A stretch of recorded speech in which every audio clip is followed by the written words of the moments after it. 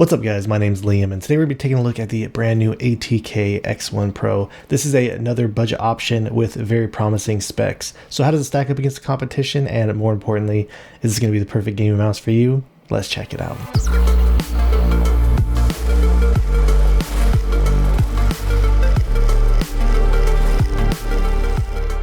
Here's a look at what the boxes look like. The Pro version does not come with the 8K dongle. You do need to purchase that separately. And included inside the box, it does come with this documentation. This does come with a USB-C cable. Here is the 1K receiver that is included with the dongle adapter. It also does come with these rubberized grips and an extra set of skates. Here's a look of the 8K receiver. I've already gone over this in a previous video of the F1 Ultimate. The bottom is rubberized and it does have an LED indicator up here in the front, and you can actually turn that off in the software if you needed to. On the bottom, this does have a dual mode connectivity, so you leave it in the middle, turn off, switch it up to enable the receiver, and you can switch it down to turn on the Bluetooth mode. Over here, you do have your DPI button, and you do have storage down here for the receiver. The skate design on here is these 4 corner skates. Me myself, I kind of prefer the larger set style skates. I do kind of wish that these were connected up here at the top, and I'm not really a fan of the dongle storage anymore. I kind of wish that this was just a bigger skate down here at the bottom, but I've already talked about these skates in the past. You know, these skates are kind of growing on me. They are these harsher style skates, but I do feel like they do kind of have a little bit of a quicker glide over the 100% virgin style PTFE skates. So I still do kind of prefer those, but again, I don't really find these to be that bad for me. Coming back over the top, when I originally reviewed the F1 Ultimate, if you haven't seen that video, I'll go ahead and link that down in the description below. But one thing I did mention about the F1 Ultimate is that this does have a coating on it, but the coating does feel light and it doesn't feel as grippy. And with this X1 Pro, it is actually a night and day difference. So the coating on this does feel like it should, in my opinion. It is very noticeably much more grippy than it appeared to be on my copy of the F1 Ultimate. So I have been really enjoying the coating on this one a lot more. And as for the shell integrity goes, when I first got this out of the box, everything about it felt rock solid, and it pretty much held up that way for the majority of time. But after about a week of use, I've already started to get some flex over here on my pinky side, but so far everything else about the shell on this, you know, it's felt all right. It is a little bit thicker feeling than the actual shell of the Ultimate has been, but there is still some bend and flex there. So if you're to push in this pretty hard, even right here in the middle, just single-handing it, you can get a bit of flex there. This is also using the Omron opticals in it, and so far mouse 1 and 2 has been doing really well for me. There is almost no pre-travel here, and even the post-travel on this is really solid, clicking it right there in the middle. With the click implementation though, I do feel like this still can be a little bit more improved on this mouse. I do feel like it is noticeably more lighter with the clicks when you're clicking up here in the front. And as you can see, there's actually not even a whole lot of extra play up here. So that is nice, even though this is a larger style mouse. I don't really play that far in the front personally, but like I was saying, they do feel noticeably lighter in the front. And as you start getting further in the back, like right back here, they do feel a bit more heavier, and it is pretty noticeable. So the click implementation on this, you know, it's all right. Again, it could use some work, but I'm not getting any type of play on mouse 1 or 2, no type of grinding or anything like that. So everything else about this seems to be working pretty well. The scroll is feeling pretty decent on this as well. I do feel like this is a little bit lighter feeling than my F1 Ultimate is. So it does have these light defined steps. Pretty easy there. And the center scroll click on this, it actually is a little bit more on the stiffer end, so not really that easy to spam, but no issues as I was using in game. I would categorize the side buttons on here as being good. They feel pretty decent for the most part. You get very minimal pre-travel there, even if you're clicking from the front, just a very little amount, but they felt pretty good to use in game, very light clicks. The one thing about these is there is a bit of post travel, and if you're to push on these pretty hard, you can kind of push it in the shell there. But again, nothing that I noticed as I was using this regularly in game. I don't get any type of teetering on them back and forth. So overall, I would feel like these are pretty solid. So let's go ahead and drop the sound test.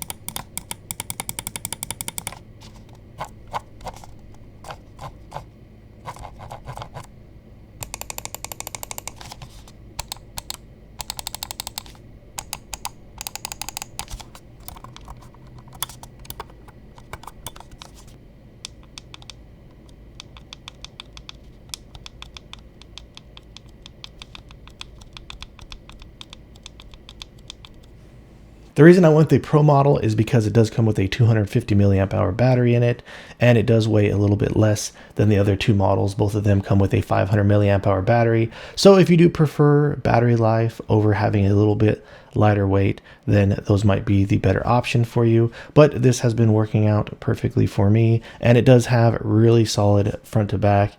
Even the left to right on this feels great, and on my scale looks like I got it coming in at approximately 50.7 grams. I've already gone over this software in my F1 Ultimate video, but for those of you that are watching this for the first time, they are using this web-based software. Here is the settings that I'm currently using on this mouse. The one difference is up here in the top right hand corner for the lift off distance. You're only able to make these smaller adjustments to it. You're not able to adjust it in the 0.1 millimeters as you were to be if you were using the Ultimate editions, or at least that's the name of it for the F1, the X1, the top model is the Ultra. The performance of this mouse has really been feeling fantastic in game, and as I outlined in my F1 Ultimate video, this is using the Compex firmware solution for the 8K polling rate. I have been testing this out on other mice, and the performance of it has been working great. With these copies, for whatever reason, this is the first Compex firmware solution that I've ever tested that does have this key anti-shake delay. So I'm not sure if this is causing any type of issues or anything like that with my XLAP, but I was not able to get consistent numbers from here.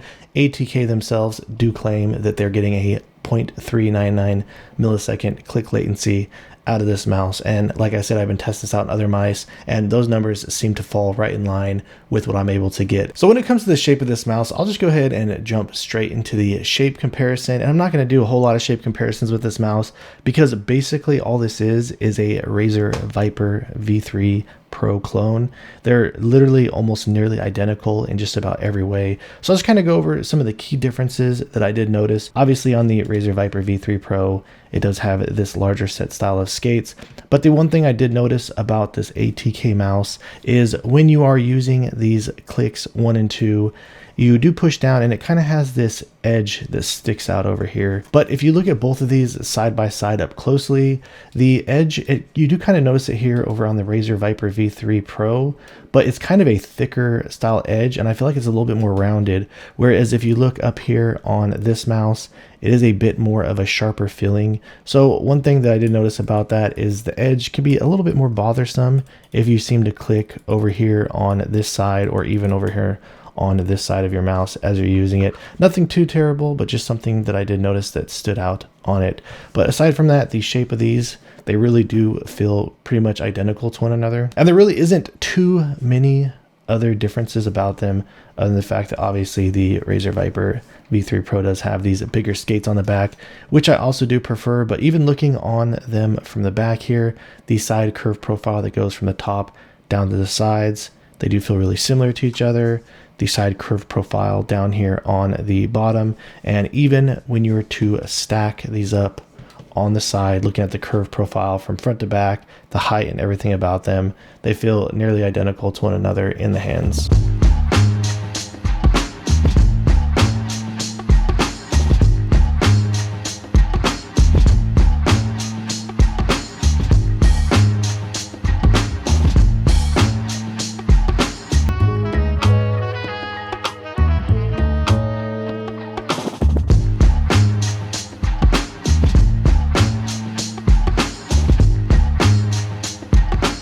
All right, and lastly, I'll go and throw it up against the F1 Ultimate here really quickly, just in case you're trying to decide between both of these, which one is going to work out best for you. I already compared the F1 Ultimate to the Razer Viper V3 Pro, so pretty much the same stuff as I mentioned before.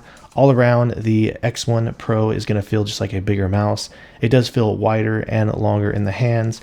Even over here on the top of the mouse, the X1 Pro does feel a bit wider. And on the sides, you can see the F1 Ultimate does have a more aggressive curve profile from front to back, with all around the X1 Pro feeling just taller, longer, wider, just all around larger.